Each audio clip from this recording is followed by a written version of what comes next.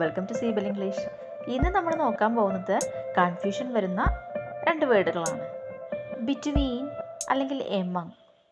രണ്ടിൻ്റെയും അർത്ഥം ഇടയിൽ എന്നാണെന്ന് നമുക്കറിയാം. പിന്നെ എങ്ങനെയാണ് ഇത് വ്യത്യാസപ്പെട്ടിരിക്കുന്നത്? Between, among. ബിറ്റ്വീൻ എന്നത് ഇടയിൽ എന്ന് തന്നെയാണ് അർത്ഥം, ഇടയിൽ. എന്നാൽ രണ്ട് വസ്തുക്കളുടെയോ വ്യക്തികളുടെയോ ഇടയിൽ. രണ്ട്, അതാണ് അവിടെ പ്രാധാന്യം. രണ്ടെണ്ണത്തിൻ്റെ ഇടയിൽ, രണ്ട് വസ്തുക്കളാവാം, രണ്ട് വ്യക്തികളാവാം, ഇവയ്ക്കിടയിൽ എന്ന് പറയുന്നതിന് വേണ്ടിയാണ് ബിറ്റ്വീൻ ഉപയോഗിക്കുന്നത്. എന്നാൽ എമങ് ആണെങ്കിലോ, എമങ് ഇടയിൽ എന്ന് തന്നെയാണ് അർത്ഥം. പക്ഷെ രണ്ടിൽ കൂടുതൽ, അല്ലേ? രണ്ടിൽ കൂടുതൽ വസ്തുക്കളാവാം, വ്യക്തികളാവാം, ഇവയ്ക്കിടയിൽ എന്ന് പറയുന്നതിന് നമുക്ക് എമങ് ഉപയോഗിക്കാം. വ്യത്യാസം മനസ്സിലായില്ലേ? ബിറ്റ്വീൻ രണ്ടെണ്ണത്തിനിടയിലും, എമങ് രണ്ടെണ്ണത്തിൽ കൂടുതൽ പറയുകയും അവയ്ക്കിടയിൽ എന്ന് പറയുന്നതിന് വേണ്ടിയും. ഉദാഹരണം നോക്കാം. ബിറ്റ്വീൻ, അല്ലേ? രണ്ടെണ്ണത്തിൽ ഇടയിൽ. He stood between Ram and Ritu. He stood between Ram and Ritu എന്നാണ് പറഞ്ഞത്. അവൻ നിന്നു, അല്ലേ? രാമിൻ്റെയും ഋതുവിൻ്റെയും ഇടയിൽ. രണ്ടു പേരാണ്, അവരുടെ ഇടയിൽ അവൻ നിന്നു. ഇവിടെ ബിറ്റ്വീൻ റാം ആൻഡ് റിതു എന്നാണ് പറഞ്ഞത്. മറ്റൊരു എക്സാമ്പിൾ നോക്കൂ. There is a plywood partition. There is a plywood partition between the two rooms. അവിടെ എന്തുണ്ട്? ഒരു പ്ലൈവുഡ് കൊണ്ട് ഒരു പാർട്ടീഷൻ, അല്ലെ, ഭാഗിച്ചിരിക്കുന്നു. ബിറ്റ്വീൻ ദ ടു റൂംസ് എന്താണ്? രണ്ട് റൂമുകളുടെയും ഇടയിലാണ് അങ്ങനെ ഒരു പ്ലൈവുഡ് പാർട്ടീഷൻ നൽകിയിട്ടുള്ളത്.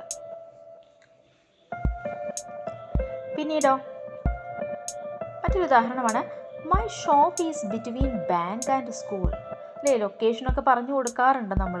My shop is between bank and school. എൻ്റെ ഷോപ്പ് എവിടെയാണ്? ബാങ്കിൻ്റെയും സ്കൂളിൻ്റെയും ഇടയിലാണ്. രണ്ട് ഷോപ്പുകൾ അല്ലെങ്കിൽ രണ്ട് ബിൽഡിംഗ് പറഞ്ഞതിന് ശേഷമാണ് നമ്മൾ പറയുന്നത് അതിൻ്റെ ഇടയിലാണ്. ഇത്തരത്തിൽ ബിറ്റ്വീൻ യൂസ് ചെയ്യാൻ പറ്റും.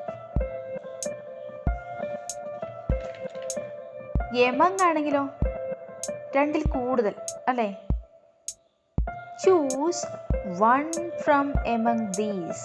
Choose one from among these. ഒന്ന് തിരഞ്ഞെടുക്കൂ. എന്തിൽ നിന്ന്? ഫ്രം എമങ് ദീസ്, ഇവയ്ക്കിടയിൽ നിന്ന്.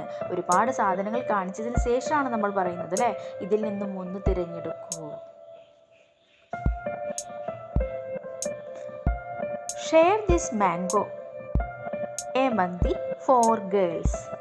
ഷെയർ ദിസ് മാംഗോ, ഈ മാങ്ങ, അല്ലെ, ഈ മാമ്പഴം പങ്കുവെക്കൂ. ഇവിടെ ആർക്കിടയിൽ പങ്കുവെക്കണം? Among the four girls. 4 പെൺകുട്ടികൾ അവിടെയുണ്ട്, അവർക്കിടയിലാണ് ഈ മാങ്ങ പങ്കുവെക്കേണ്ടത്. മറ്റൊരു ഉദാഹരണം.